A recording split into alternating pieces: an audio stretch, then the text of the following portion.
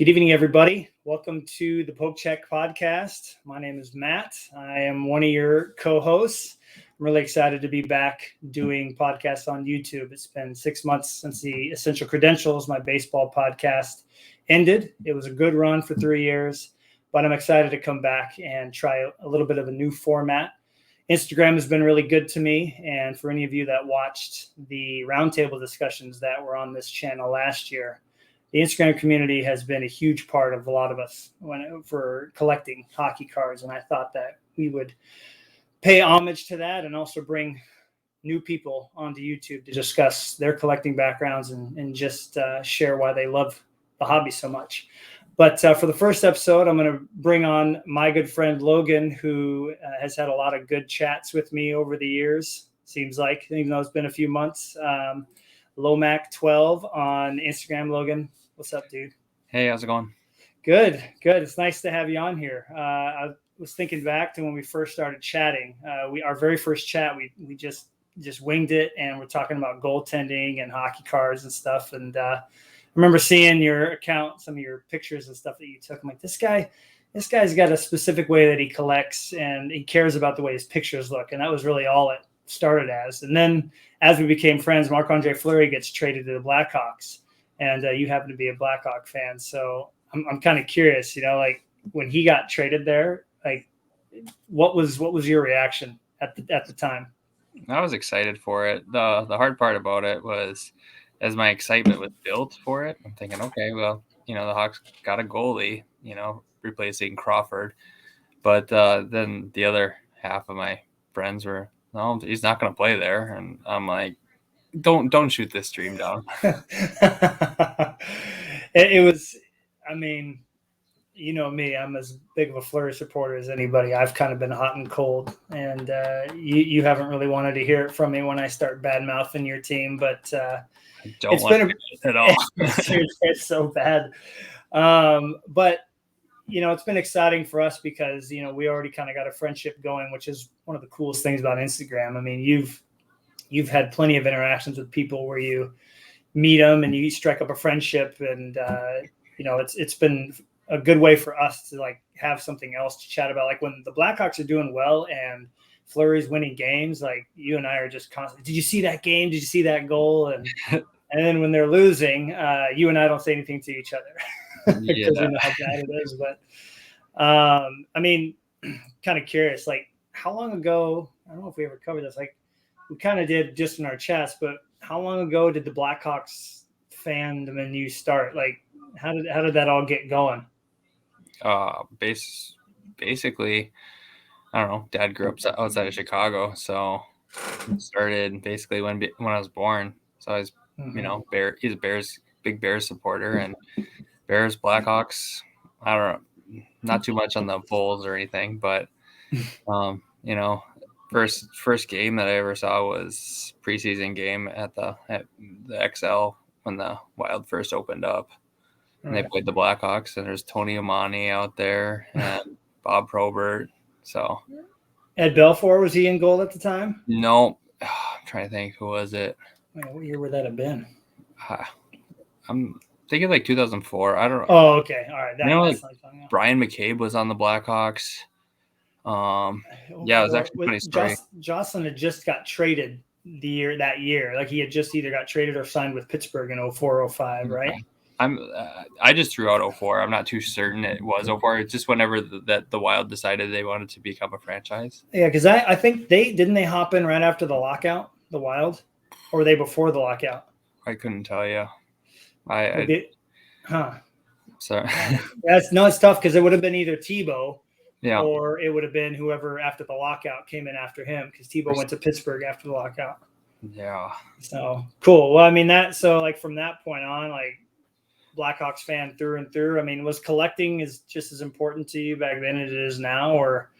Well, for the most part, yes and no. But during that time, the Blackhawks didn't really do anything, and at that time, I'm becoming more of a Bears fan because Brian Urlacher and those guys, and so I just remember one of my gifts when I was younger was just a garbage can full of unopened boxes of cards.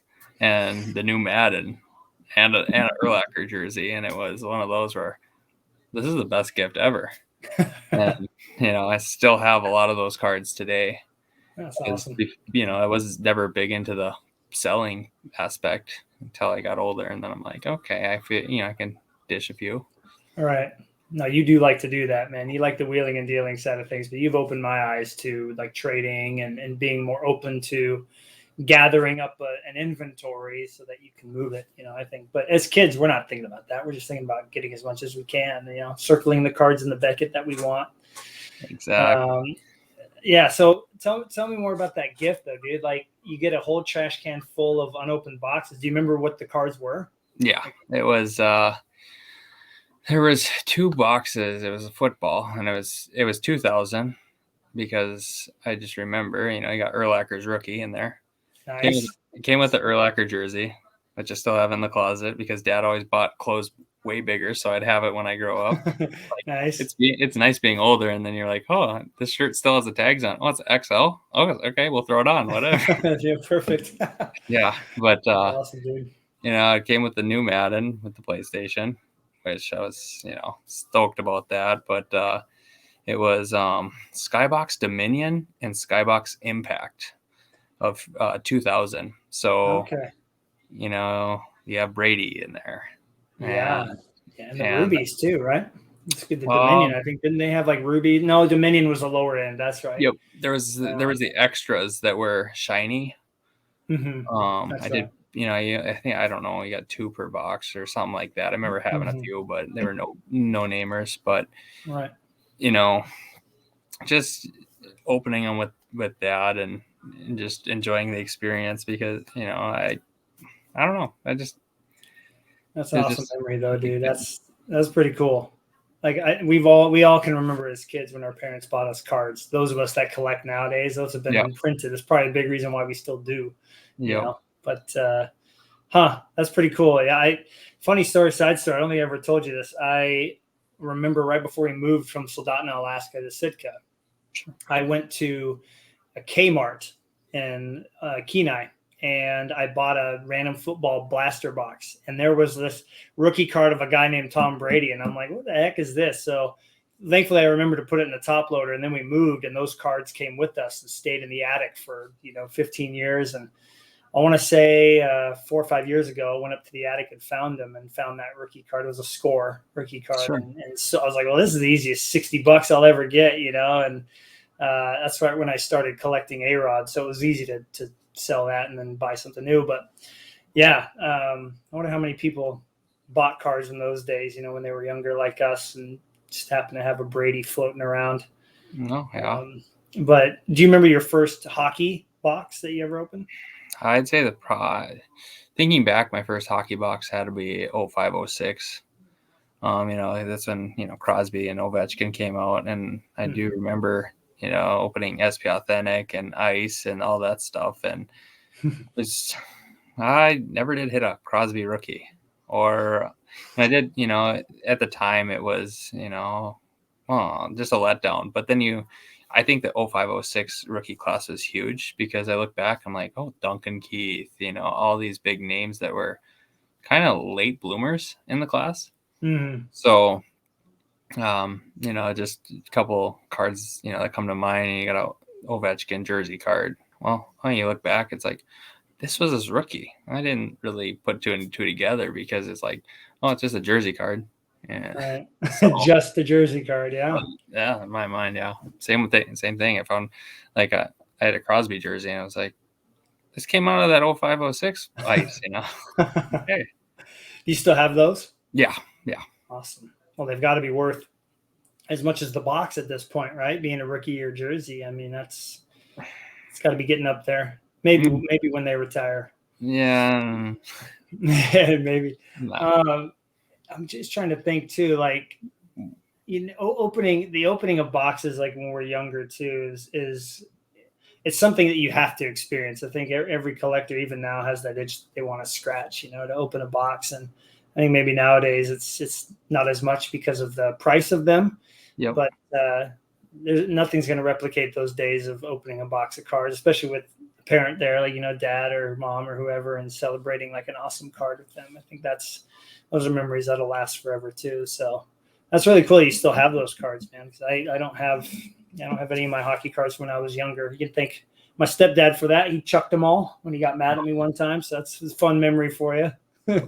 But there wasn't anything like that in there. That was back in the 90s. So, but yeah, it's fun times, man. That's awesome that you have to show them off sometime, or maybe post them on the Instagram account after this. That would be cool. Well, I don't know if you've kind of been like me when it comes to this, but when you're going through on Instagram, there's everybody's on there. You got your sellers, you got your traders, you got your buy sell traders, and then you've got the people like us who are posting because they love collecting. Like, that's the root of everything that they're doing. And then you add that extra layer of like good photography.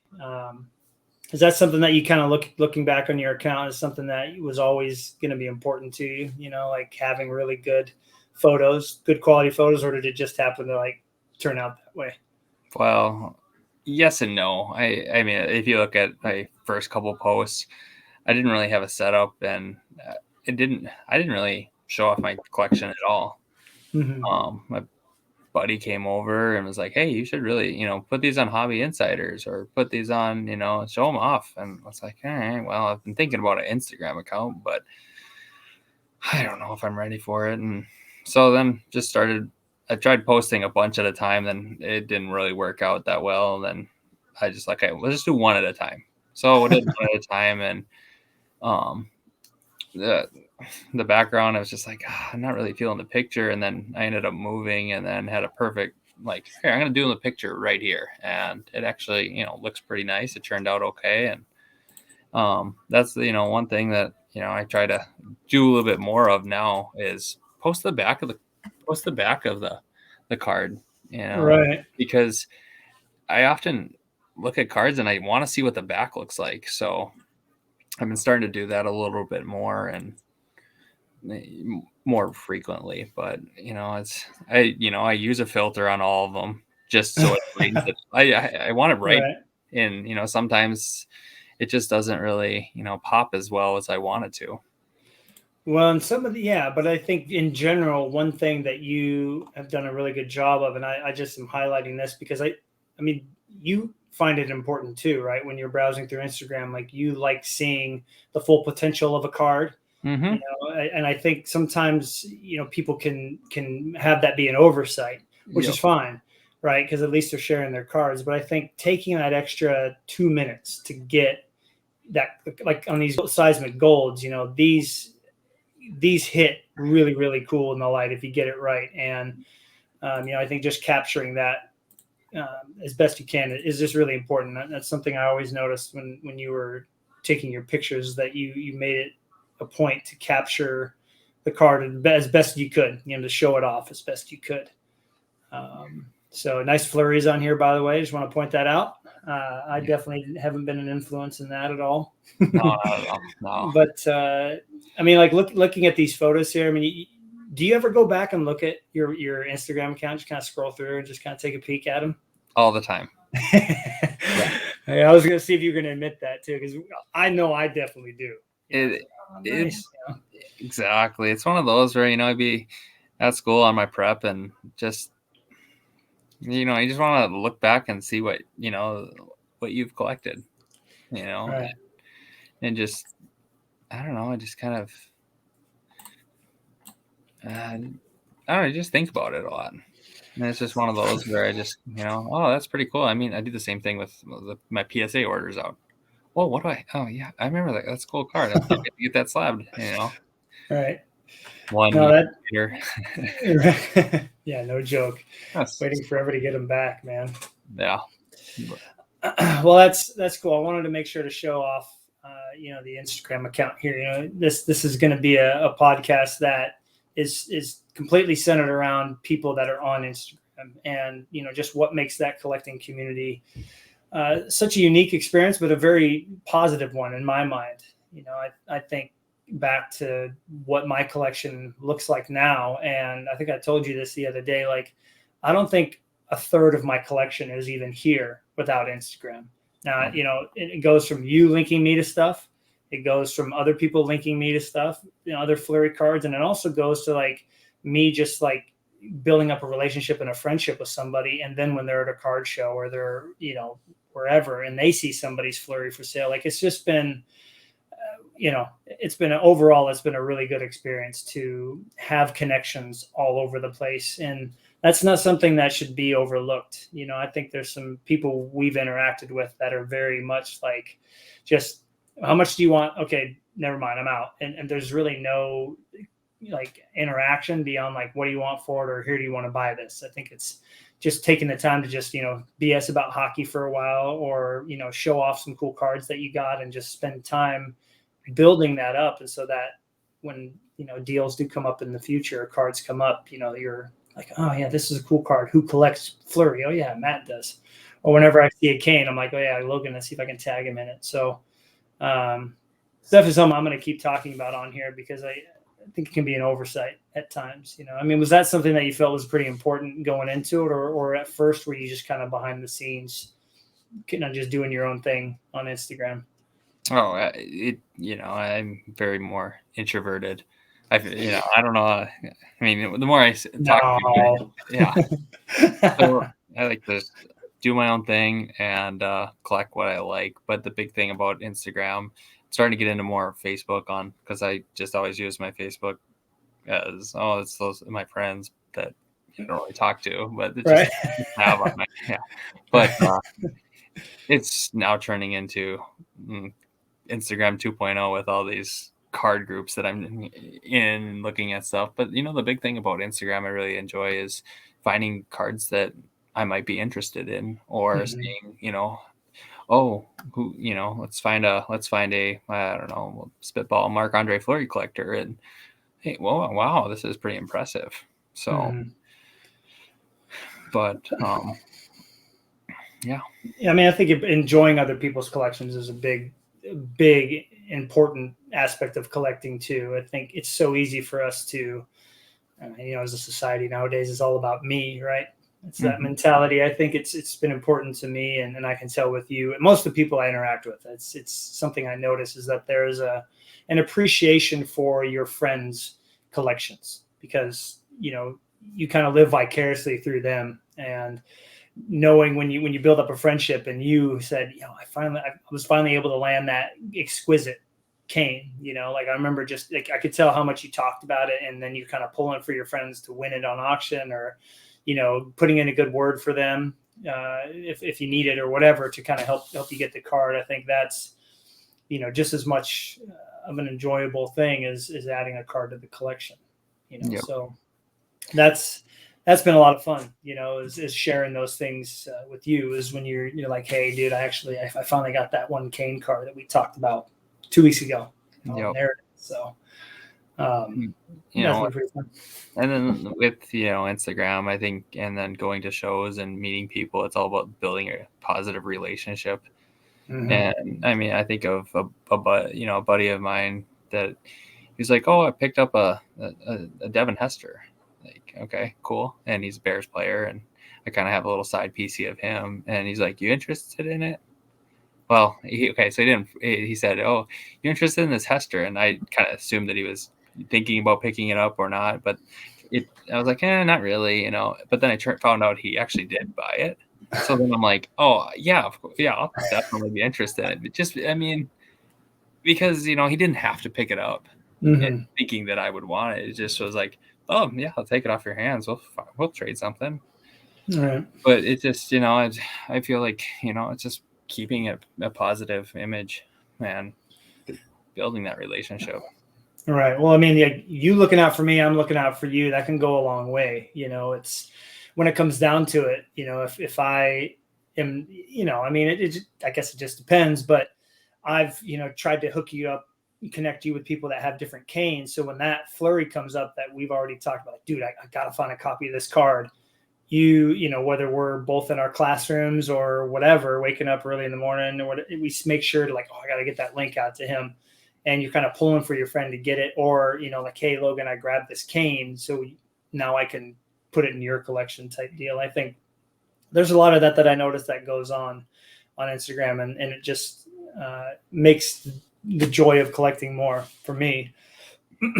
But you mentioned shows, and we were having this discussion before this episode recorded here.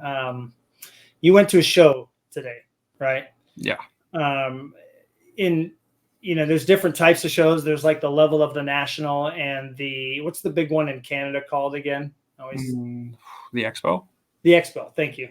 That's like a mostly hockey, whereas like the national is just everything. Probably more basketball and baseball and football. But yep. We had a bit of a discussion about some of the interactions that you had there. From all your experiences going to card shows, because I've been to one, that's the national. So I have no way of really, sharing my stories compared to you. I mean, what have you seen? Let's start with the positives. Like, what have you seen from dealers or sellers or whatever that makes you want to go back to, chat with them again? Like, oh, I can't wait to go see this seller again. What makes a table or a seller one that you'll go back to? I would say really just talking cards, and they want to see what you have, or they want to see what, hear about your pickups, or hear about your pulls or something, and not just hear about mine, but like we'll talk about like, hey, what's hot right now, or it's more so just the openness to just chat with you at first, because you can see a guy that has all these great cards and you're interested, but then he's not really giving you the time of the day, and it kind of rubs me wrong, that it's just like, okay, this guy's trying to sell something here, but he's not really giving me a customer, but I'm not really not going to play that card, but just he's just like all straight business. I don't like that. I just like having a relationship, or I keep coming back to the relationship word, but just having a chat first to figure out, like for example, today, I mean, I talked to a guy that I met about a year ago, and I didn't buy anything from his table, but we talked for probably about 40 minutes just about cards, and he's on EPAC, and I ended up just sending him to that Facebook EPAC group, because he just sends the stuff he doesn't want to ComC and just hopes it sells. Interesting. Yeah, EPAC, we gotta dive into that a little bit. I just want to see, for the people that are watching this, like, go ahead and smile if you have no way of controlling yourself on EPAC when new stuff comes out, because you've actually, yeah, exactly.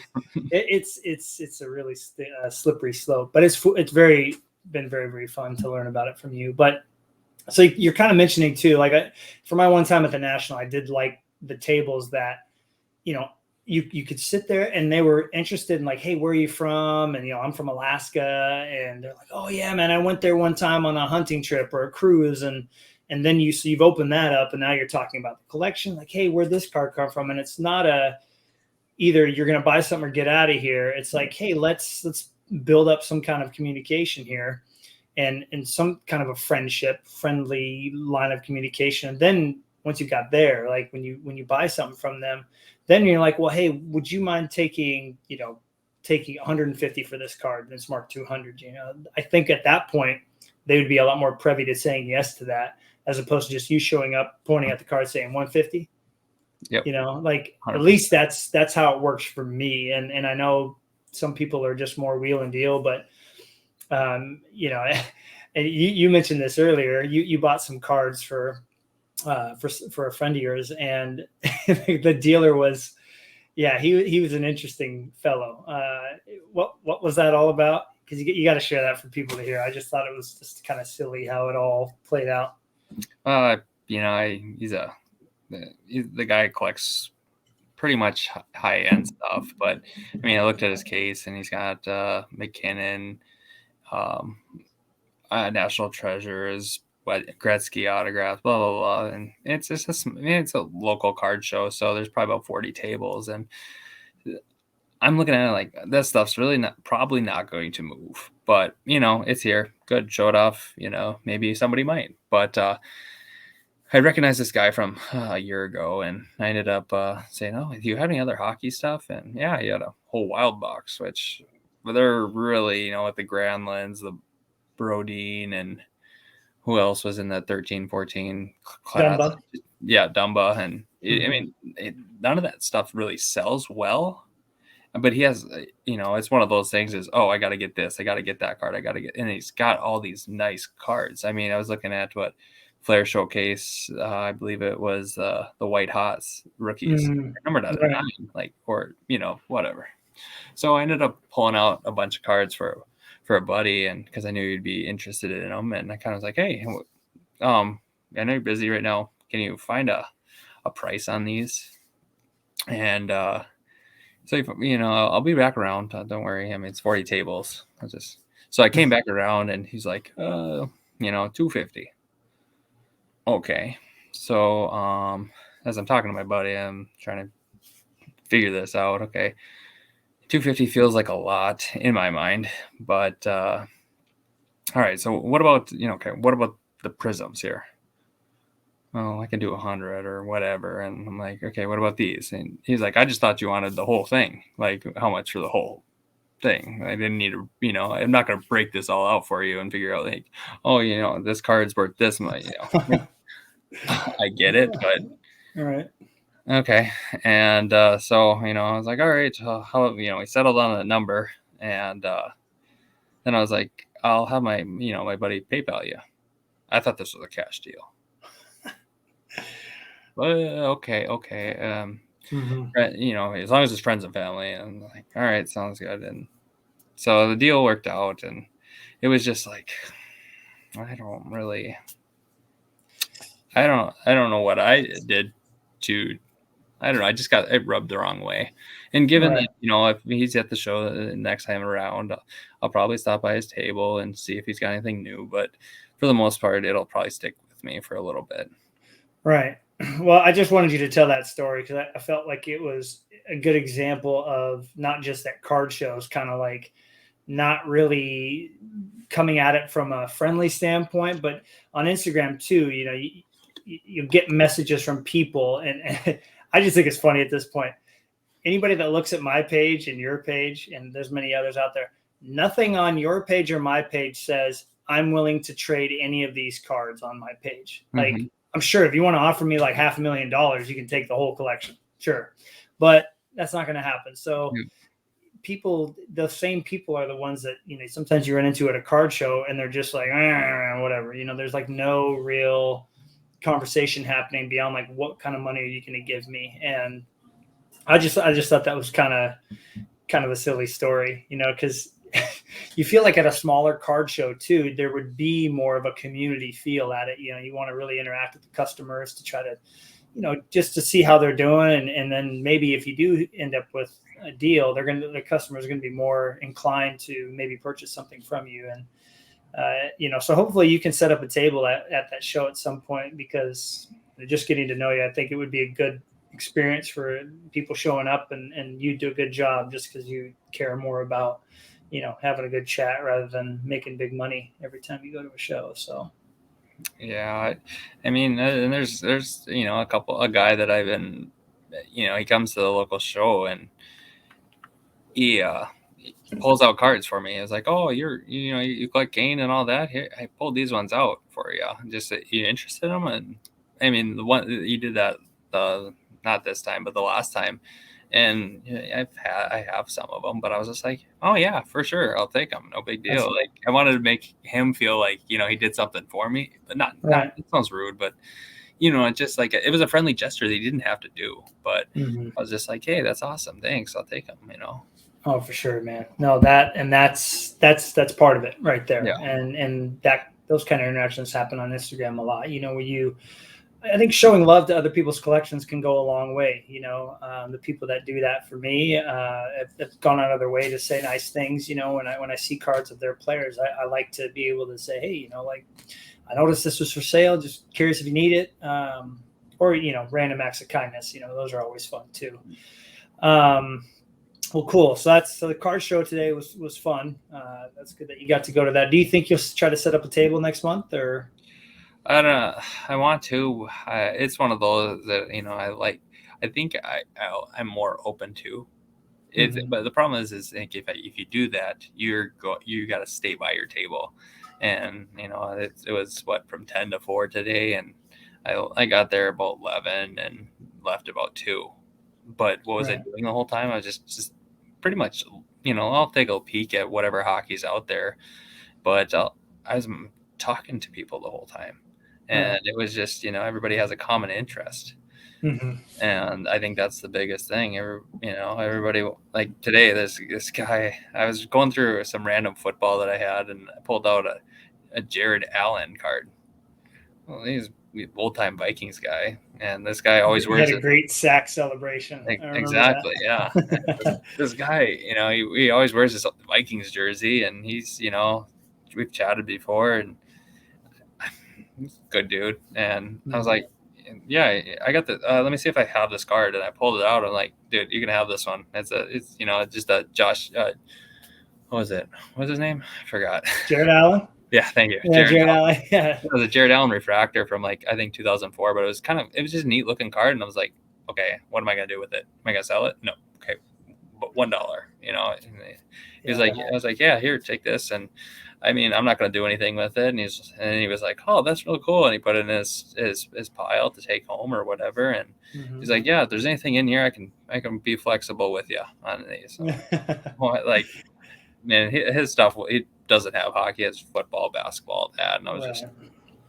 but I don't know. That's cool of you, man. That's I love seeing that kind of stuff. Those random acts of kindness. Those can go a long way. And you did a good thing around Christmas time and hooked me up with some flurries and some Miami Heat cards and some Russell Wilsons and whatnot. So I mean, those kind of things. Nobody has to do those things, But we have this discussion a lot, like what cards do you really want in your collection? And as collectors, it's hard for us to pass up getting a new shiny thing, even if it's not a main PC card. I think we all can admit to going a bit far sometimes. And when you see people that are going to enjoy them more, like that Jared Allen card, I think Yeah.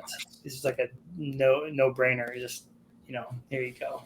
So that's awesome. So you met up with somebody. You said talking about EPAC, and I think there's a lot of confusion around EPAC and for people who have just kind of poked around on there. And then there's also the veterans. You invited me to that EPAC group, and I've kind of seen how the wheeling and dealing can be done there. And you actually helped me get a superscript of Flurry. So, I mean, in essence, because I understood how, to message people, how to, post things for sale or trade or whatever. So it was very easy to get the hang of it once you saw it. But I can also see how addicting it can be. Yeah. And you're smiling because that's where I'm going with that. Mhm. But I mean, obviously, we could talk about EPAC for 4 hours, But I guess I'm curious for you to share with other people. Let's say I'm somebody who's on the fence about going on EPAC, and I've been on there and I've seen a bunch of cards of my player that people own that I would like to try to acquire. Mhm. Why EPAC, Logan? Why do it? Beyond the fun of opening packs of cards, like why get on there? Well, I got on there probably one of the day one, like right when it first came out. I had heard about it, and I was like, all right, I'll try this. Of course, I didn't really know what I was really signing up for, but I was like, well, I live in the middle. The closest card store was about 3.5 hours. So, and the only time I went to that store was on my way to my parents and then back.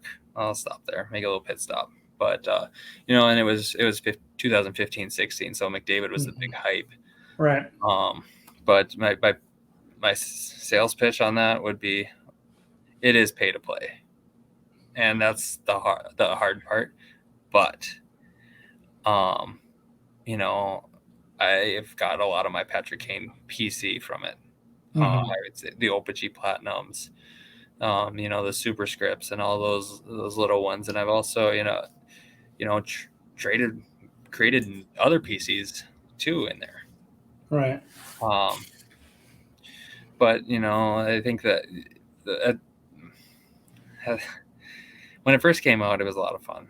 I enjoyed the trading part of it too, and that probably went into 16-17 with Matthews and OPG Platinum and all the others, and more I would say probably about a year and a half ago, where it just kind of took a turn where it was, you can see it's more about let's open 3 cases and then send it all to ComC and see what we can get, if we can get our money back. Mm-hmm.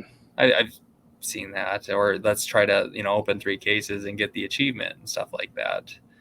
And then when you say achievements, just for those who don't know, that there are certain cards that you can get, like a lot of people know the rainbow speckled or even the silver foil young guns. You combine a certain amount of them on e-pack that you get into your account, and then you can combine them to make the achievement card. Yeah, for the most part, the achievements is like you put a complete set together of something of some sort, and then they'll grant you a card. And most of the time, the achievements are numbered. And okay. So I mean, it's kind of rare that they have non-numbered achievements, but they do. But okay, so there's just an e-pack too. One thing I think is important for people who don't know is when you open a pack of cards on there, all the base cards are not physical cards. Like, they were not produced unless you combine 10 of them or 20 of them or however many you're going to combine to get like a Parker's Gold or the Rainbow Speckled or however any other parallels. But I think it was important for me to see that all the inserts and rookies are all physical cards that are you can have shipped to you if you want, or you can send them to your ComC account and then have them shipped, or send them to ComC to sell. So there's a few different things you can do. But I think the toughest thing for me to grasp was the trading, because like if you and me want to do a trade, like for instance, I'm looking at a Fleury in your account right now. So, okay, Logan, I would really like this Fleury card.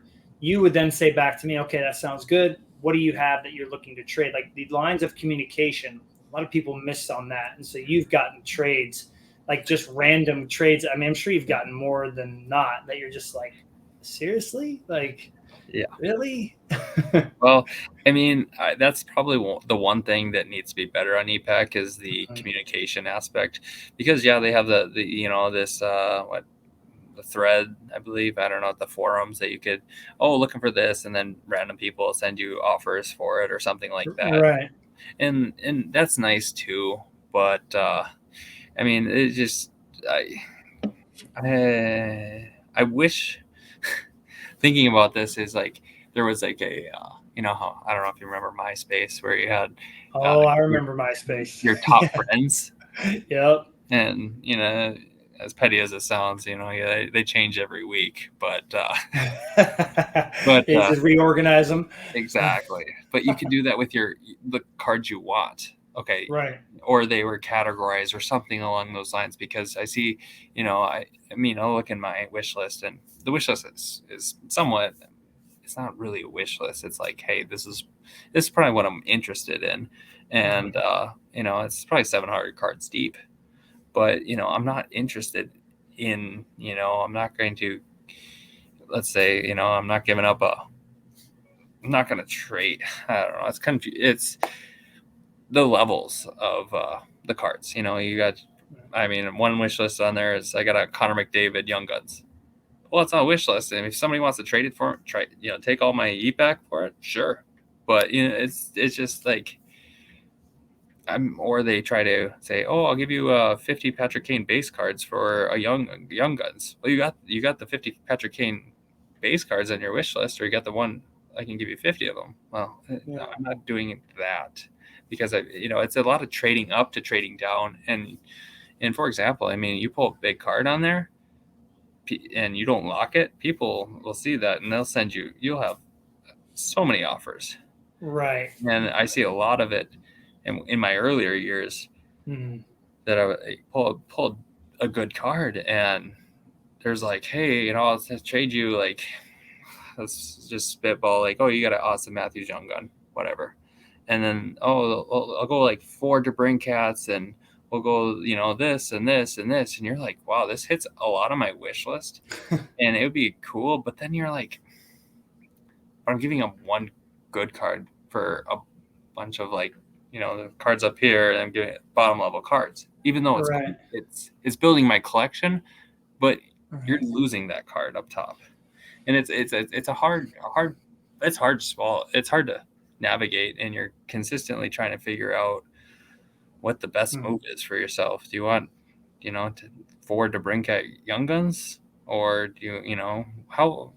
That's where it's at. But it's no different from doing it in person. If I brought you 4 DeBrincats and you had a flurry, like I think I like the concept of it is very good, but it's the communication aspect is tough because you want to try to like balance it out best you can. And trading is just ever since I started collecting and I posted stuff on Photo Bucket on like Sports Card Forum, it was like your traders and your sellers, and so there's so many layers to it. It just needs to be more clear in your communication. So, for instance, when I purchased the Flurry, because you can you buy it from them and then they send you a trade for like the one you bought for just this random digital base card that you don't want. I just sent the guy a message and talked about, hey, we'd really like to add this to the collection. This is what the other superscripts have sold for. How's this sound? Sounds good. And so I think that, the simplicity of it is there, but you need to take the initiative to go communicate with people. And even when you send trades, you can send a message within the trade. And I still get trades and I'm like, this doesn't like this. You were swapping a card for a card. They're the same card. I don't understand it. Are you just building up your number of trades? Anyway, so there's still a lot to figure out, but I do like the achievements and some of the things you can do when you're building sets. And I think, again, we could do a whole nother episode on this, but I just thought that it would be fun to kind of convince some people to at least go take a peek. Right now Upper Deck's not putting a lot of stuff out, but MVP's up there right now. And that is a really good, cheap introductory product to like open a few packs of and just kind of see how it all works. And so that's it's been really cool to see. I've been able to trade for a couple cards, move them to my ComC, and then have them shipped here. So it's been really cool. Yeah. And I think that, the number one confusion that a lot of people probably get confused by is they think they're just digital. Like they think it's another, like a Top Skate or like the Panini, was it Dunk or Blitz app? Those are just all digital. And, this, you can actually get the card. That's what people have the hard part thinking about is they think you're just buying a digital card. Why are you doing that? No, you're actually going to be, getting that card if you really want it. Mm-hmm. Exactly. No, that's huge, man. And the best part about it, I mean, it's, it's linked with ComC. So I think that's huge. Did that happen from the get-go, or did that happen when you said about 2-3 years ago? Is that when that transition happened? I couldn't tell you. I mean, I don't remember when it clicked over, but I remember when I kind of started using it, and because I was just like, open Series 1, 15-16, Series 2, 15-16. That's about the end of the year. Nothing's really came out. Let's just send all the base cards or all the cards that I want. Send them to me. Yeah. And then I'm like, looking back and I still have all these. I'm like, I didn't need to send these portraits cards to me. Like, what, Malcolm Subban portraits card, sweet. Jared McCann portraits card, cool. Yeah, I think that's what's also really funny is a quick little side note is like when you go to ComC, Metal Universe was put on there, and the Flurry Intimidation Nation. I was so excited to get a copy of that when it first came out. I think I paid $5 for it, and to see everybody be in a competition for who can list it for the cheapest. Like, oh, that guy's got it at 44. I'm going to list mine at 43 cents. Like, to get those for so cheap, I've added probably 50 plus flurries of those like lower tier inserts and parallels for, 20, 30 cents. When the product first came out, those were $1, $2, $3. So that's a bit strange, I got to admit, but it's part of you got to take advantage of it if you have a ComC account. And a lot of people don't still have a ComC account. I think that's also, hurting some collectors. Oh, for sure. And I think the biggest part too is then you figure out this e-pack thing. Then you figure out that, hey, okay, I shouldn't be buying, let's just say Brandon Hagel, Opachy Platinum cards, let's say a red prism for $20. I mean, I'm just saying it, right? Because I've been tempted. Right now he's doing real well for the Hawks, and I want to like pick up a few, But then I'm like, okay, I got to wait till it hits EPAC, because once it hits EPAC, there's going to be abundance of them coming on ComC, and then I'll just wait for them all to come down, and I can pick those up for, Yes, way cheaper than $20. Exactly. Way cheaper. And it floors me with, like, I was looking at the prices of Kaprizov, whichever. Kaprizov, that's what I say. That's what the announcers say. Yeah, and I'm like, okay, that card's numbered out of $3.99, and it's selling for how much? Just wait till it comes on EPAC if you want to get something like that. Well, because we had this debate, like what percentage are they holding back? Excuse me. Do you think they're holding back 30%, 40% of the product for EPAC? Because that makes sense, especially with what their struggles have been. We don't need to go into it. We know Upper Deck's having trouble getting products out to people. So be it. But a big part of it is the packaging, the plastic and the packs and everything. They don't have to do any of that stuff to put stuff on EPAC. Yeah. So especially now, Peachy Platinum's still not out somehow. But what do you think the percentage of that has been held back? I couldn't tell you, honestly. I mean, throw a guess at me. What do you think? 25%? Oh, well, yeah. It's hard to say. It's hard to say because you got, like, for example, Opachi Platinum on EPAC. They don't have the orange checkers on there, right? Because that's hobby only. It's like hobby only. So then you got to think, like, okay, well, that's going to be in boxes. And if if you open a case, how many are you going to get? I don't know that answer. Probably what, 4 on average? 4 per case? 4? I don't say that. See, I don't it's hard to estimate that. And, I would hate to say it's 25% because, well, you think of all this, how many people are on EPAC. I don't know, but you're going to tell me that, let's just say the 250,000 that are on EPAC, that's, I don't know, ballpark number. Right. They're going to open 25% of the, and more realistically, it's probably not even half of those because there's all these Marvel collectors on there too. And the only reason I asked you is, like, look at Metal Universe. Look how many of those 1-on-1s were pulled and the greens were pulled on EPAC. And that's just in the Upper Deck EPAC group. Yeah. Let alone people who aren't on there. Like, it was kind of alarming to me to see all those 1-on-1s be pulled. But then again, we're not hearing about all the rest of them getting pulled because those are just either you're not going to eBay or whatever in group breaks.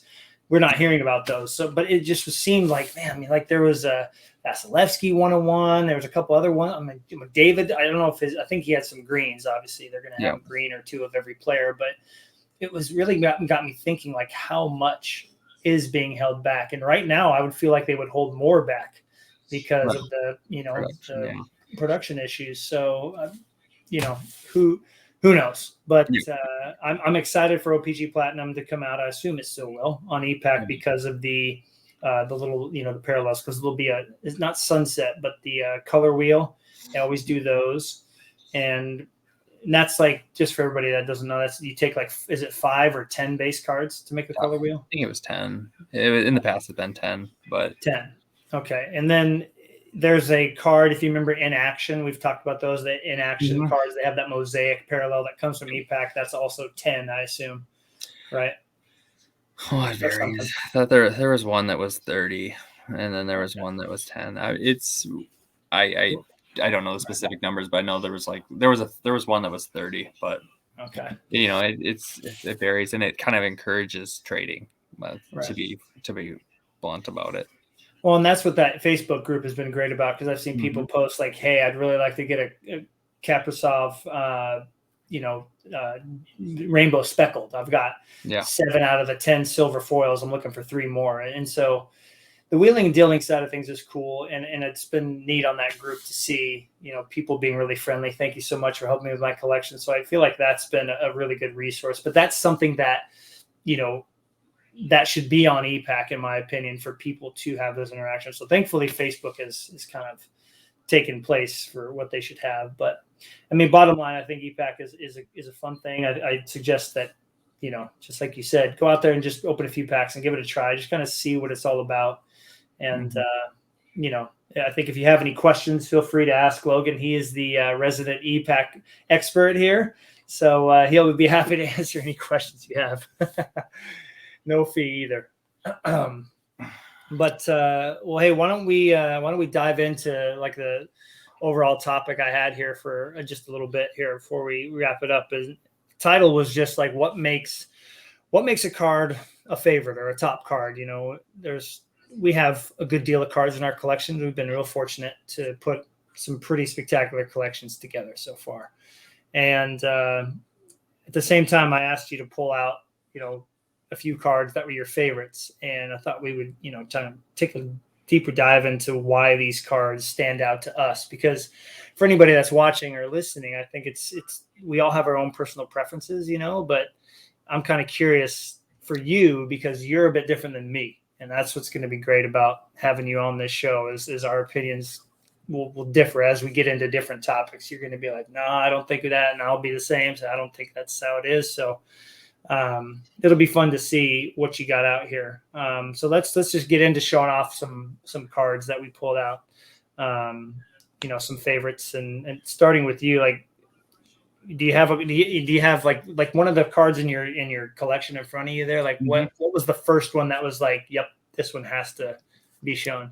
Because I think I know which one. I'm just hoping I'm right. Really? Yeah. Yeah.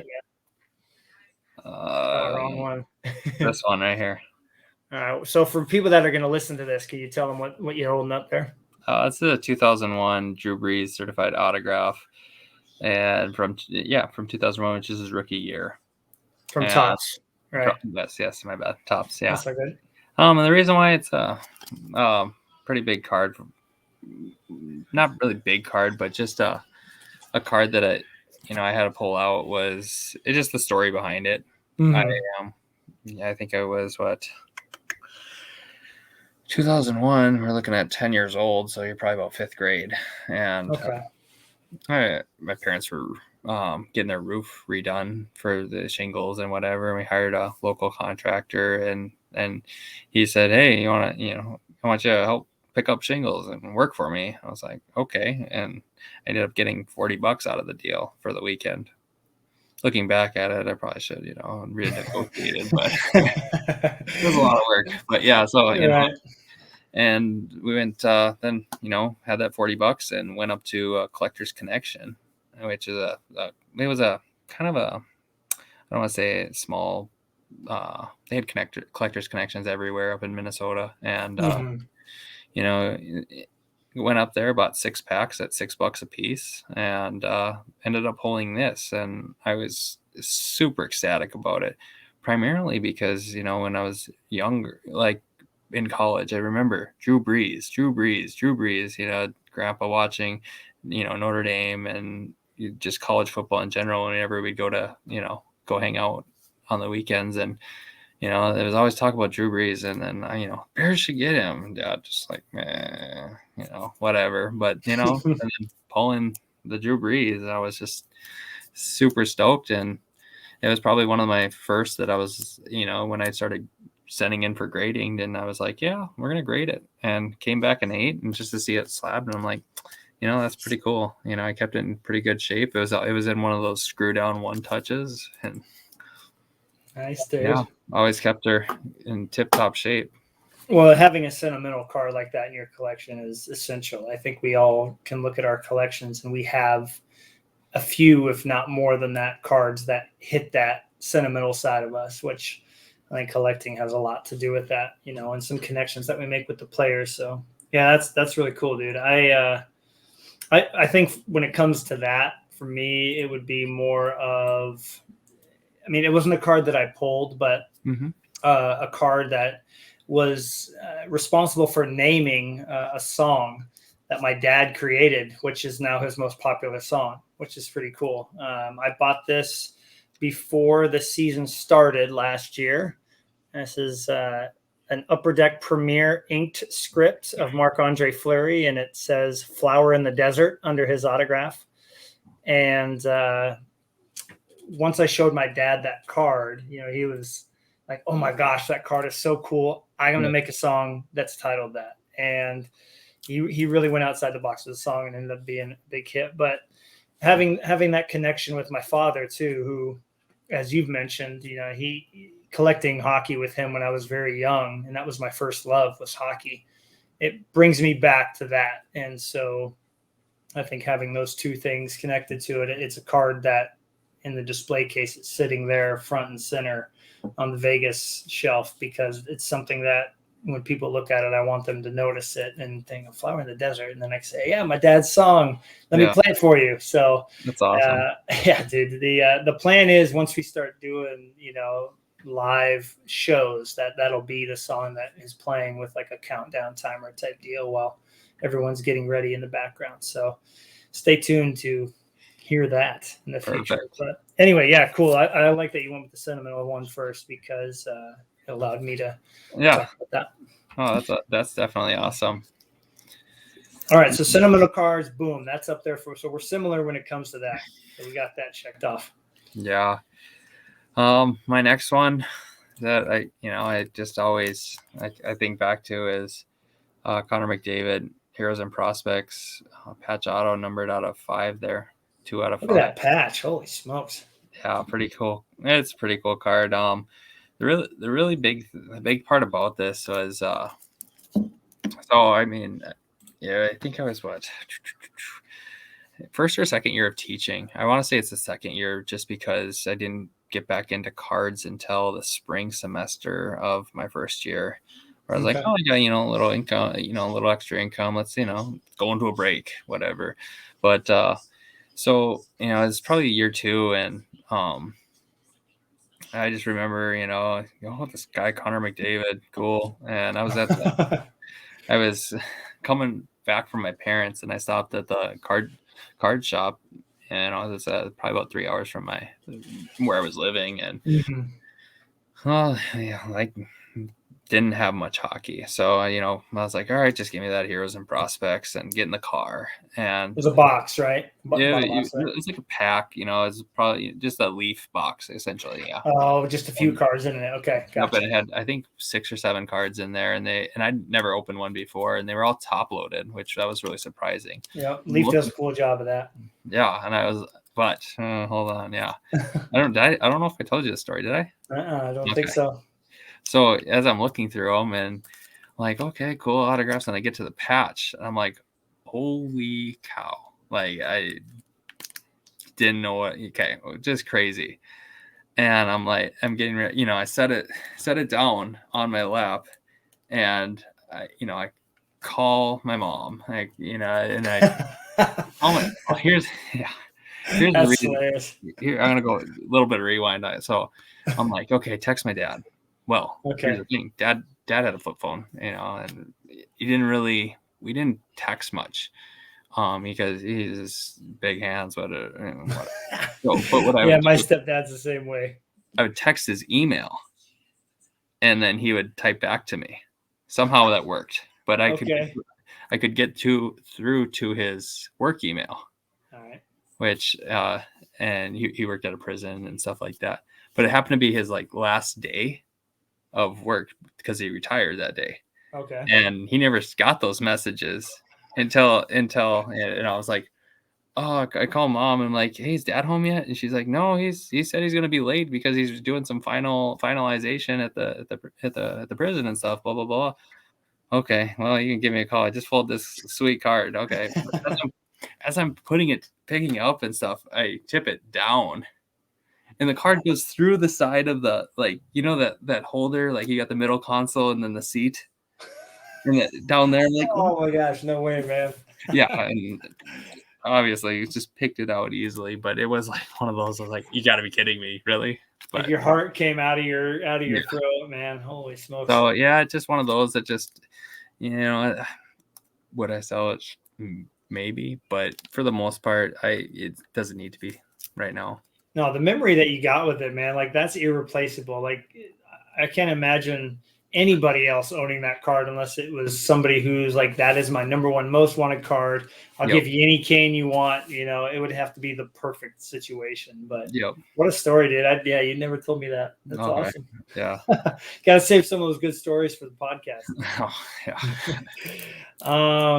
I haven't dropped any of these cards in front of me, so I can't say that I have that tie-in for you. But I think we talk about patches, so I can relate Sure. to that. Before I said 100%, I'm getting rid of all my A-Rod cards. And that was a whole nother story that I've done an interview on my baseball channel, The Essential Credentials. But when I was getting close to making that decision, there was a card on eBay that personified what I loved about hockey cards. Game used cards are legit. The pictures of the goalies and of course Fleury are always focused. You're trying to get the face in there with the mask. Like they do a really good job of framing it. And then just the colors and the foil on cards. Like I felt like this card encapsulated all those things. And so I'll get this all squared away here. Yeah, this is from SP Game Use 2018-19 from the skills competition. This is a Marc-Andre Fleury patch. And if you look at his shoulder right there, you can see that is where this patch came from. And for me, this is a really, really cool card because he happened to win the skills competition that year. The shootout challenge, like how many shots can you stop in a row? So he beat Pecorine by 1, which was really, really cool to see. And so that card was, I can't even imagine what that would do now with how popular Fleury is. I paid a lot less for it than I would ever think about having to pay for it now. So I think that nothing will ever top that as the best patch card in my collection. I don't know how you could top that. Definitely can't. Now you're making me want to change my mind. Well, I just think it's cool too because you can, being that it's game used, I know exactly where it came from. I can go on to, I don't know if this was a jersey, like that jersey he wore in that competition, or if it was maybe a warm up or whatever. But assuming that it came from that jersey, I can go watch that on YouTube, watch him win that competition, and look at that piece of the card or piece of the patch that's on my card right there. Like, it's just so cool, man. And it's a lot of good tie-ins. And it would be cool if the NHL did something like that the MLB does. The little hologram stickers. Yeah, then you can look that up and that's pretty cool. That would that'd be kind of cool. That'd be sick. That's a definitely cool card.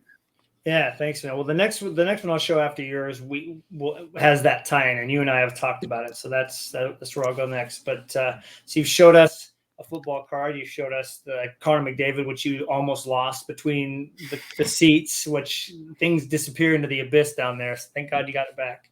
Yeah, definitely. Yeah, what's next, dude? Oh, the next one I got here is it's from 2014-15. And I think it was an update, and I think it was in 16-17. But it's Patrick Kane Hockey Heroes, and it's numbered out of 15. And when I saw this on eBay, and I was like, I absolutely have to have it. The celebration is just phenomenal, and it's during the Stanley Cup, and it's just it was just a great picture. And the fact that it's an actual card, and I've seen the acetate ones and the clear cut ones, and that didn't really entice me too much. I was just like, I still want that out of 15. And the one thing it popped up on eBay, and I remember because I was on my way home, and I'm like, ooh, I'm gonna send an offer. I sent the guy an offer, and then I get home and I'm like, okay, nothing's responded. He hasn't responded yet. I should have just bought it. And then I talked to the girlfriend, and next thing you know, the phone goes off, and I'm like, he accepted. Oh, awesome. Yeah, exactly. So, and it's just one of those where it's just an awesome picture to have, or not have, but just the pictures, and during those 5 or 6 years, it was good for the Blackhawks. It made me really, really fall in love with the Hawks. Right. But that's cool though. I mean, like NHL does a really good job of getting the pictures of those moments on their cards. that's something that I notice as compared to baseball. Now, I don't know football and I don't know basketball that well, so I can't speak on that. But I can say that overall, Upper Deck does a really good job of getting those exciting moments that people like you just remember and will never forget. That goal, you probably know which goal that was from which game. Yep. And to tie that into a card and then have them sign it and hand number it. It's just, I can definitely tell. That was one of the first cards you and I ever talked about in our first chat. When I was looking at your Instagram, you mentioned that card almost immediately as being like one of your favorites. And so that one I knew was going to be showing up today. That was the first, that was the only one of the three that you've shown so far. I was like, he's got to show this card and talk about it. It was just, it was like, I think when did I put a top 10, a top list together? I think it was, I don't know. When did you put yours together? Your top list? Because mine was around the same time, whenever that was. And are we talking like the Christmas tree picture or? No, it was just the top like want list. Okay. Yeah, because I never top want list. Got it. Because I never physically wrote the top want list down. I just knew it like, okay, what's one that I always wanted, and that was in the top 10 for sure. Yeah, so that is an important thing to talk about too down the road. Whether it's you or whoever, what other co-host is on here, is really having a goal and setting yourself up for success, and not saying, well, I'm just going to go pick every Kane 1-on-1 and put that as my top 10. Like, duh, all of us want the shields and the 1-on-1 sticks, and but like having a 10 or 20, or for me, I made that picture with 36 cards. Like, these are my targets. Yep. Don't spend money on those. You might want to spend $150 on that card, but you got to let that go because it's not on this focused want list. And so when you do get them, like that Kane, it's like a big sense of accomplishment and is exciting. Like, I'm getting a card I'm going to love. So exactly. Yeah, that's definitely up there. Well, I have a couple here, but I'll go with like my biggest want list card going into the summertime, because that's when that, I'd spent some money on Fleury, but I still had my A-Rod cards, and I knew that I would not be able to put a Fleury collection together that like a kind of a dream collection, which I think most of us are not in that position. So I realized that it was a chance for me to pick up his cards before he got to 500 wins and his stuff went, through the roof. But I saw this card back in the springtime, and he was Vegas is dominating. He's looking like he's a Vezina contender, which he did win, which is exciting. And I had this card just on the want list, and I talked to the guy and made some offers, never got it. And then he came back from vacation, and I made a very strong offer. And I remember talking to you about it as soon as he accepted it. I was like, dude, no way, he actually accepted it. But it's from the Cup, and it's the Crosby rookie throwback design.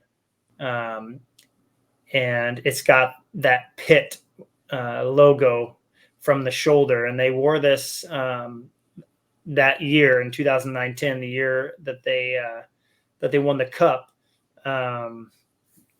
That was on a shoulder patch of some kind. So to have the word Pitt in there and have it be out of 10 and look like the Crosby rookie, and he's in his Stanley Cup winning mask, like the one that he wore the year they won the Cup, like, it was perfect card. For me, like, it embodied everything that I loved about Upper Deck's cards. And so it's the most expensive card in my collection, and I plan on it staying that way for a very long time. It's not an easy muscle to exercise when you decide to spend that much, but I had the ability to do it, and I wanted to take advantage. And so I'm completely stoked to have. What year is this, by the way? Because I want to. 09-10 the Cup. It's the Crosby tribute, the Crosby rookie tribute patch auto. Just want to make sure I say that for anybody listening. But anyway, you remember that, right? I sent you a message. Oh, for sure. Yeah, I got it, man. Yeah, I do, definitely. And I was like, wow, that's awesome. Like, quite accomplished. I don't want to say accomplishment, but just to want it for that long and then get it, because we had messaged each other. I was like, Logan, where are you at? And that's something I guess we never told anybody. Like, you and I price check a lot with each other, and because Kane and Fleury are Kane's just like just barely up here, but Fleury is right in that realm. And so if I'm like, Logan, this is the price on this, you're like, dude, that's way more than Kane would go for. No, like, don't do that. And vice versa. If you're like, hey, on this price, I'm like, dude, a Fleury just sold for that, I think that's a good price. So side note, have a buddy you can price check with. It goes a long way. You got a couple more left over there? I do. How many more you got? I have I got 2, 3, but I can make. Okay. But I can kind of combine. So Sure. I can kind of quickly show one and then move to the next. So go Okay. for it. All right. Well, let's go with. So it's kind of a recent pickup, and it is the 2000. Come on, whoop, there it is. All right, it's the 2020-21 Kane Precious Metal Gems Red, serial numbered to 88 out of 100. Where we are. You and your jersey numbered parallels, man. You got an affinity for those. There it is. Yeah. So I don't know. The big thing too about this card was I made sure to get my red right away, and then on that Facebook group that we're a part of, I was just scrolling through there, and I had opened a few boxes on ePack, and I was kind of disappointed in myself. Yeah. But, I opened 2 packs and I was so upset. I'm like, I'm not touching this stuff, man. I'm out. Yeah, and I got to a point where I can think of another time I was the same way, where I'll elaborate real quick here. I was in a couple breaks, and it was what was it? 15, 16, 16, 17, one of those 2 breaks, and the cup just came out, and I'm like, oh yeah, let's get in some breaks. And I probably did 4 breaks and didn't get a single card, and then just said, screw it, I'm just gonna go buy a bunch of random cards from the cup, so I felt better about it. But so the same thing kind of occurred, where I was just like, this card was just happened to be scrolling through Facebook, and he and a gentleman had this in his e-pack, and I was like, I'm going to message him and reach out. And I don't know, I'm happy I did, just because of how, I would say, iconic the PMGs have been. Mm-hmm. And I think that's the biggest word that I'm kind of the iconic part is that I've been starting to focus a little bit more into my collection, like what is iconic to cards, right? And you had the essential credentials stuff, and I learned about that probably about I don't know, I'd say about within last year, and I was like, okay, that's what those are. I had no idea what essential credentials was before. Well, they just weren't very big in hockey. They never have been, unfortunately. Exactly. It's a bummer. Yeah. Like I remember opening 2012-13 Fleer Retro. My dad opened a box of it, and that was a good product. Hard to get the good stuff, but a cool product. Hard to get the good stuff. Yeah, it was really hard. James Shepard autograph, sweet. Justy Reynes. Hey, he was good for a hot minute, huh? I don't remember. Yeah, but, he played for the Maple Leafs. Yep. Yeah. But and I just watched a box break the other day of this stuff, and I'm like, this guy I think he got 2 blues and 2 blue PMGs. I was like, wow, yeah, but didn't get that, no. But so I didn't really understand the the precious metal gems element, and my learning more about the PMGs, I was like, I think I have like a few because I opened Fleer Showcase. Yeah. Like that, and was like, actually I do. I didn't understand at the time, like, these are kind of a big deal. But that just started to take off too, because I'm thinking about I picked up my first Kane PMG 2 Novembers ago. Like, not this last one, but the one before, for $28. Right. Wow. And I remember that because I was like, I mean, I didn't think twice. I was just like, this is a cool card. I see a lot of these out there. Let's just, pick one up just to have one. Mm-hmm. And I'm thankful I did at the time. But, and this is kind of I'm just only could imagine getting the 2012-13 Fleer Retro Kane numbered 88 out of 100. And I was like, well, if this is the one, if I have to settle on a red, because greens are, a green PSA 8, I think, just did 1,800 or 1,300. And the 3, yeah, I'm not too sure. Yeah. So I was just like, if this has to be the one red I settle on, this will be the numbered out of 88, because they're not making another one of them. Right. Not from this year. Yeah. No, they did a good job of getting that product out. I know it was delayed a lot, but I'm happy that they got it out. And a lot of people my age, a little bit older, that grew up with those original PMGs from the 90s in basketball, and in baseball, I think they carry a pretty a lot of popularity. They carry a heavy amount of popularity with them. And so to get those out in modern players, I think was very, very, very big of them. And they're going to do it again next year. Mm-hmm. And if Fleury gets left off that checklist too, I will riot. But no, it was awesome for them to get him out there. And I did grab a Sebastian Aho just to see how, and they look way better in person, I will say, than a lot of any of the scans on EPAC, most people's pictures. You got to get them at the right angle, but they look really, really nice. And so, glad that you were able to get one, dude. Well, just because of time constraints here, I'll just do one last one here because, we got – what's that? I'm in no rush. Okay. Well, and just because I think we're aiming for like an hour and a half or so. So let's oh man, so tough to choose. Let me go to the first big card that I bought of Marc-Andre Fleury. I think when you look at cards of a player that embody them on the ice, I think that's something that is really fun to find a picture of. Whether it's Kane in a celebration or Fleury. I mean, let me ask you this: what's the first thing you think of when you think of Marc-Andre Fleury when he plays? Like, what's something that stands out about him that no other goalies really do? Well, the first thing was yellow pads.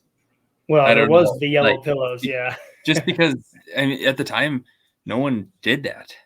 No, and then I go to another thing. Another way was like then I think of the next crazy pads were Cristobal Huey. Yeah. Huey, yep. And when he was with the Blackhawks, he had bright red ones with yellow accents, and I was like, what is he trying to, And that was the first thing for being a goalie and stuff like that. Right. So, the pads stick up the most. Mm-hmm. But I don't know if that was where you were going. And that's not where I'm going. No, I don't have a rookie card here. No, but think about him now, like when he made that diving save. I know you remember that. Yep. Against Toronto.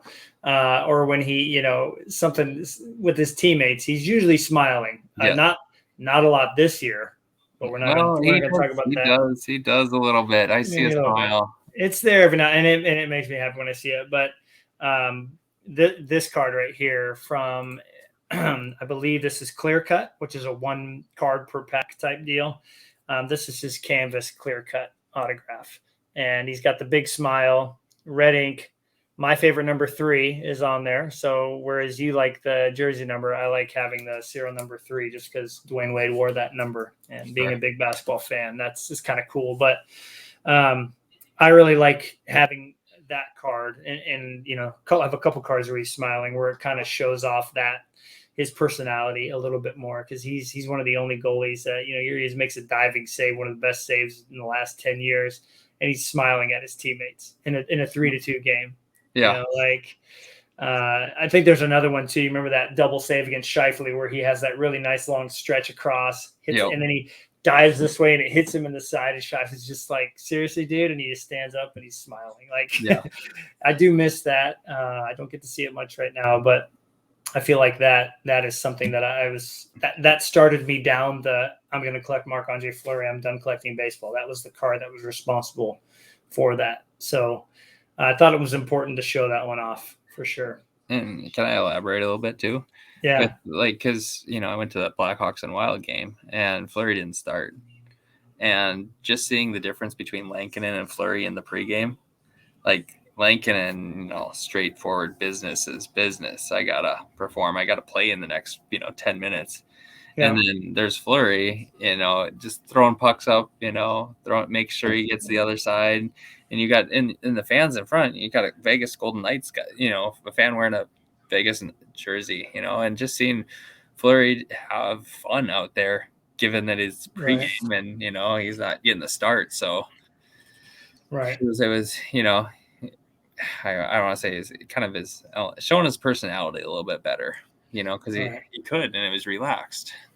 So yeah, he still likes to have fun. I feel like he's not going to retire at the end of the season, and we could go into the trade speculation and everything, but that we'll just have to save that for now, because I thought it would be kind of fun to end with a bit of rapid fire, just off the cuff stuff that you and I haven't really discussed prior, to see how we'll react. So Logan has thought of hopefully a question or two. I've got a couple of my own here. And side note, if you didn't pick up on this, we're both teachers. I teach third grade.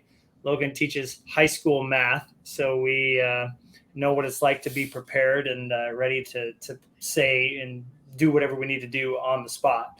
Because as you know, right, Logan, you never know what the students are bringing into the classroom every day. Yeah. Oh, man, the joys of teaching. All right, Logan, the first question is going to be a tough one. So think about your top 10 cards or whatever. You got a few of them in front of you, but if you had to trade or sell, what one of those top 10 what would be the first one to go? Top 10? Yep. Out of your top 10. I mean, I'm not sure. I'm figuring you don't have it in front of you, but no, they're right here. Yeah. Yeah. Which one would it be? It depends on what I need. If it depends on what I need. Okay. Whether it be trading up for a card or not. But the first one that comes to mind that eventually down the road I'm gonna have to get rid of is probably that Leon Draisaitl cup patch. Okay. That's a nice card. And it's right here. Yeah, sure. Yeah, go for it. Only because it's I haven't seen one like it, and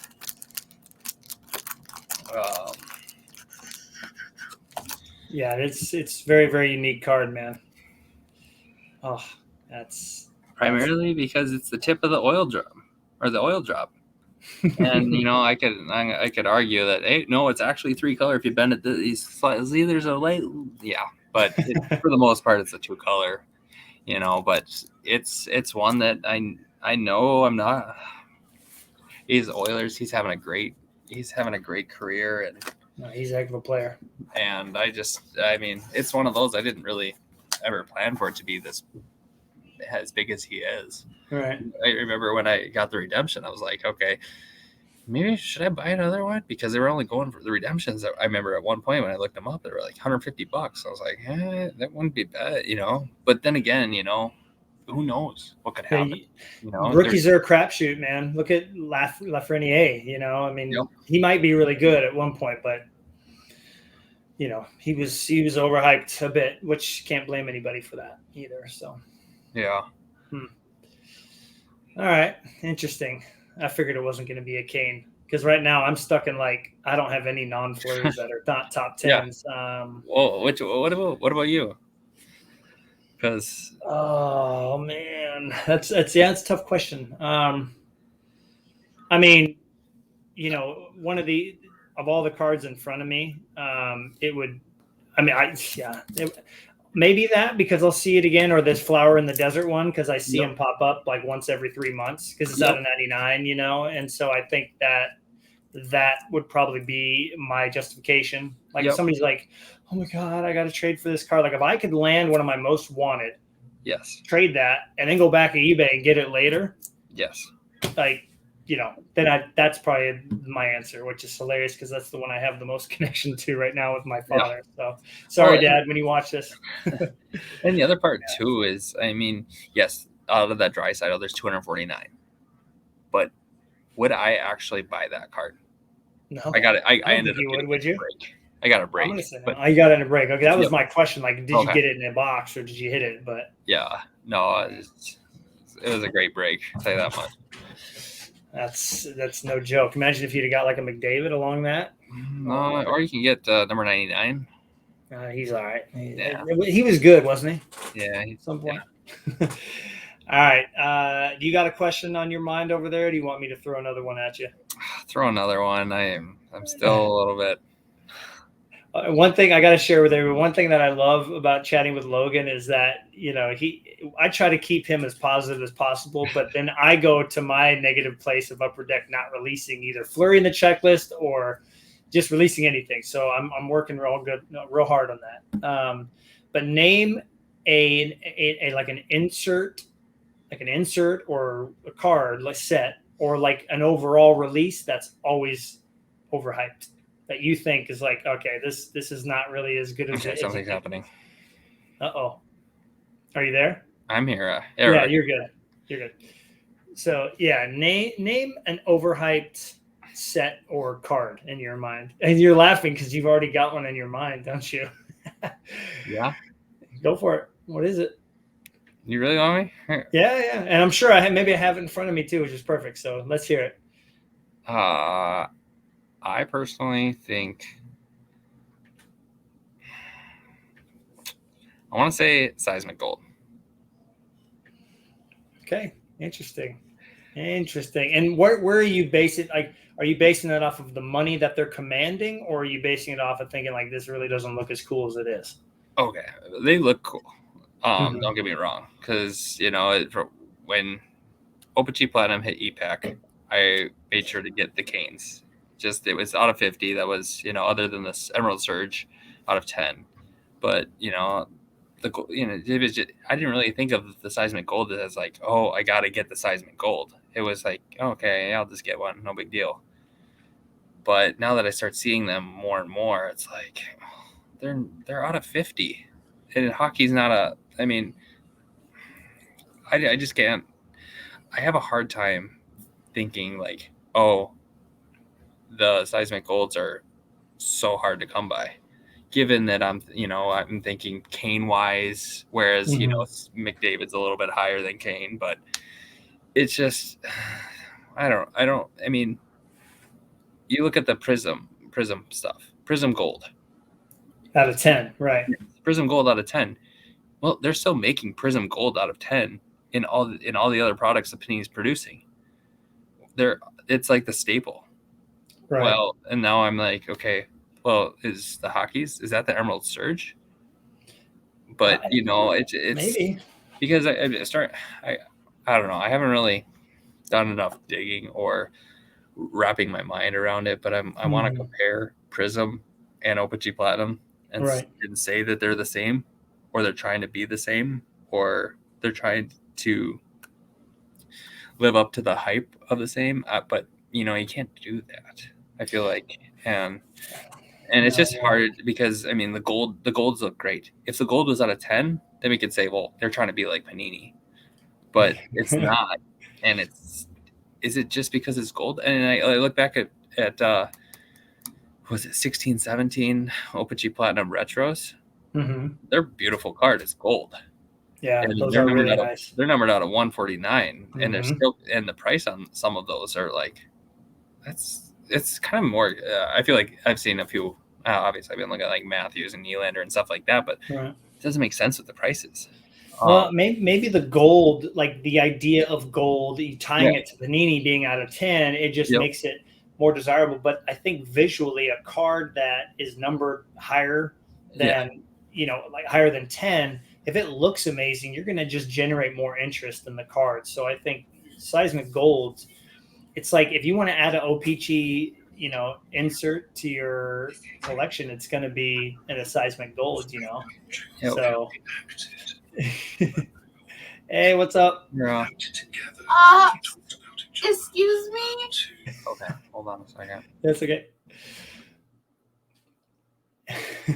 So we figured that Sarah was going to make an appearance on the episode. But as I was saying, too, for people that are listening, you think about the Seismic Golds being out of 50, and I think they're more accessible for collectors. They have, there's a bigger print run, but they look amazing. So people are going to try to go get them. And so I think that is a big reason why so many prices of those have gone up. It's just there's a lot of demand for them. How's it going there, Logan? You doing all right, man? Yeah, good. Took that light. Yeah, no, it's all good. Oh, she took the light. Oh, yeah, that's on the light. Yeah. Logan was using a makeup light, everybody, but I have basically the same thing in front of me, so I can't make fun of him. But anyways, that's a good one, Logan. I think bringing that up is important. And I don't. I mean, the OPC Platinums, Emerald Golds, or Emerald Surges are very nice looking cards, but they are, yeah. And I'd like to see a higher price point on those, opposed to not me. I'm not getting my Flurry for $80. I mean, like, you just absolutely crushed it, man. Like, anyways, we're not going to go. Let's save that for another day.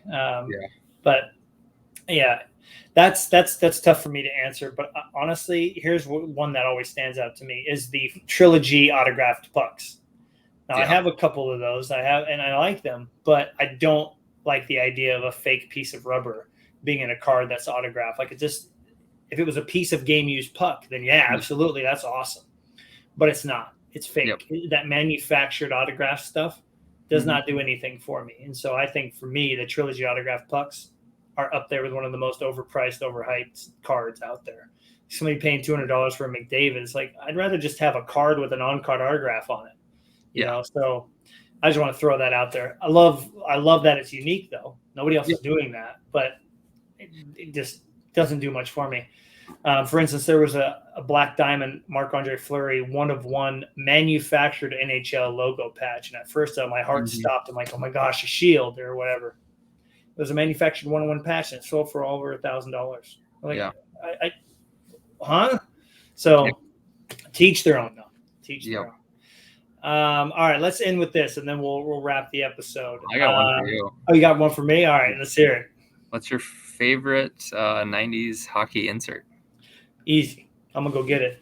It's right over there on the shelf. And I think it's important to show it to everybody. We were talking about the 90s a bit, you and me. Yep. And you're starting to get a bit of interest in there, which is cool. I think it's really important to have that interest because this is where the hockey card collecting got started for a lot of us.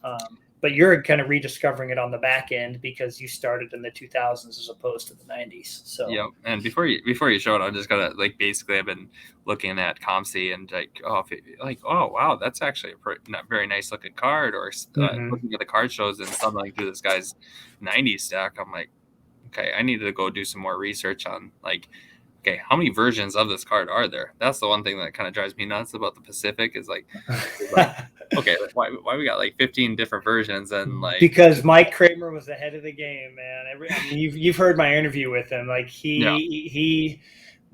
if you see this, I'm happy you did it because he was ahead of the game. He set the bar for what they're doing now, and it gives us things to chase 20 years down the road. It's pretty sweet, but. In my opinion, of every hockey card that I own, this is the best looking parallel that's ever been created. This is from Totally Certified 97, 98. And as you know, my 90s PC is Jocelyn Thibault. My dad, I remember him getting me that rookie card. So just check out, let's see if I can get this with the right light here. Focus in. There's many, many layers to this card, and probably not going to show off until I get the light on it correctly, but it is the best. It's a platinum mirror gold. There it was right there. Platinum mirror gold, and it's by far the best looking 90s card that I've ever seen. And I didn't do it justice there. I have a video on my Instagram that I don't know if you've seen it, but the sunlight is hitting it, and it's got 3 layers of reflection and shininess to it, man. It's awesome. So did you say what it was did you say what it was numbered out of? I'm sorry if I missed that. Yeah, so it's numbered out of 25, 8 out of 25. That was those ones, right? Yeah, so these from this set you had to pull the platinum gold, which wasn't a mirror. If you pulled the platinum gold, you had to exchange it, meaning send it in, never get it back, and get that in return. And so finding that out when I had Jimmy Budney on here, he brought that up from a Beckett article, and I was just shocked because I thought, well, that makes both equally as valuable or tough to pull or tough to have, because if you have the regular gold, well, most people didn't keep those because they wanted to trade them in for the platinum mirror. And I don't know if they sent them both back to you, or if they just sent you the platinum mirror gold and they kept the platinum gold for themselves, Pinnacle. Sure. So I really don't know. how that worked because the platinum goals were out of 59 for goalies. I believe they were out of 69 for the skaters, and then they were out of 30 for the skaters, the platinum mirror goals, and then 25 for the goalies. So they're as tough as a card you're ever going to find. But if you can find one of a player that you like, other than, the top 10 from that era, because they're, reaching the thousands of dollar range, then I recommend, I think the platinum mirror golds are the best looking hockey card that was ever made from the 90s, hands down. Okay, perfect. So great question, man. So I'm interested to see as you dig more into the 90s, what you find. And Jocelyn Thibault's got some Blackhawks cards that you can kind of take a look at. But those mid 90s, man, Pinnacle was at the top of their game, and they went bankrupt in 98, and that was it. So really a bummer. Yeah, I was one of those where I was like, trying to think of a question, and then I was like, got it. Yeah, just a light bulb moment. I was like, got it. Yeah, I'll have to send you a video of that. It is tough. I need like a light that's mounted right on my computer, because just the way that it reflects and refracts off the card I've never seen a card do that since then. Upper Deck's never utilized that technology, so it's pretty sweet though. Here's a question for you: would you take that off, the protective film? That's the only card I've never peeled in my life. I am Team Peel. I am on Team Peel. Yep. I'm a peeler of cards, and I even have a mirror gold from Certified that is peeled, that it came with the peel on and it came right off. So I am only concerned because I've heard of the horror stories, and I will probably never see another one of these for sale ever. Sure. So in my mind, it needs to stay in its preserved state unless it bubbles. If it bubbles at all on the surface, then I will be get gloves, and I will be extremely careful. And I'm sure it'd come off real easy. Yep. But I just don't want to take that risk. For sure. Currently, but I'm on Team Peel, dude. And if you ever get into 90s inserts, I'm going to do everything I can to convince you to peel almost everything, because it looks so much better, Yeah. But hey, Logan, I do want to say thanks for hopping on for the first episode. We've had some great chats over the last few months, and I thought it'd be good to have you on here first, just because we seem to keep a conversation going. We chat for what we think is going to be an hour, and then 3 hours later, it's like, holy smokes, it's like 3, 4 o'clock in the afternoon, or 8 o'clock at night. In my case, 11 o'clock at night. In your case, so this is going to be fun. Looking forward to having you back on here, and we'll definitely be able to cover more of the NHL topics as your team trades Marc-Andre Fleury to another team. And hopefully not Patrick Kane. I would be devastated for you if that happened. But I would be. Yeah, it'd be rough. I definitely don't want that. Here, I'll end with this. We're going to leave with this question: if Patrick Kane gets traded, are you going to be a fan of him or the Blackhawks still?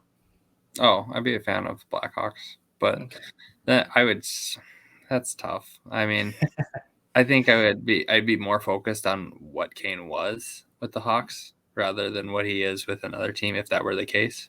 Right. I mean, because they make so many cards out there that, of Blackhawks with Kane, and that would be that cherishing that moment that, he had brought to the team and to fans and stuff like that. I thought about it with Panarin, because I hopped on that train real too. Like, he was good. Maybe I should try to get all of Panarin's rookies, just have one of like every base, and then, oh, great, Panarin's gone. Okay, well, let's shut that collection down. I mean, I haven't moved any of it, but then I've been starting to focus on like, oh, maybe I should pick up some OpenG Platinum, because, just the random ones that he, of his teams. But I think I would definitely just keep PC and Kane and see what happens. There's not going to be any shortage of Blackhawks cards made of him once he retires, so exactly. You won't have to worry about that. But cool, man. Well, hey, have a great week at school, and look forward to having you back on. And thanks to everybody who's stuck around and watched this first episode. Again, they will all be going live on Monday mornings, so you can look forward to hearing the next episode. I'll be having Collects from Instagram on next. Kelvin Chan, he's a big Brodeur collector, so look forward to everybody getting to meet him and hear from him. So, all right. Take care, everybody. See you, Logan. Thank you. It was a pleasure. Yep.